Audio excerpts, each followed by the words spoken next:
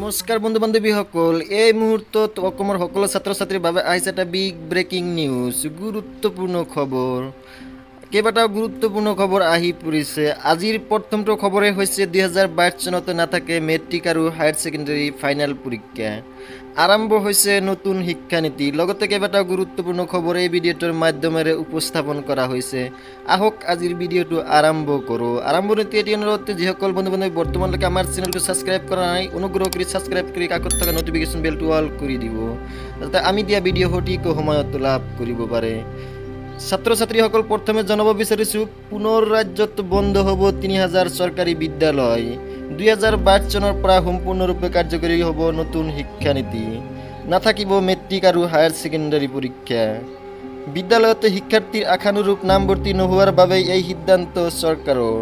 2022 চনৰ পৰা সম্পূৰ্ণৰূপে কাৰ্যকৰী হ'ব নতুন শিক্ষানীতি। নতুন শিক্ষানীতি আৰম্ভ কৰাৰ প্ৰাকক্ষণত আৰম্ভ হৈছে বিদ্যালয় একত্ৰীকৰণ প্ৰক্ৰিয়া।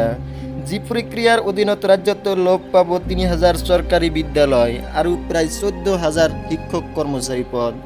মুখ্যমন্ত্ৰী হিমন্ত বিশ্ব শৰ্মাৰ অধ্যক্ষতাত গঠিত হ'বলগীয়া এই নতুন শিক্ষানীতি আয়োগে পৰামৰ্শ লৈ অক্টোবৰত অধিক খৰতকীয়াকৈ কাম কাজ আৰম্ভ কৰাৰ লক্ষ্য ডক্টৰ শিক্ষামন্ত্ৰী ৰণোজ পেগু ডাঙৰীয়া।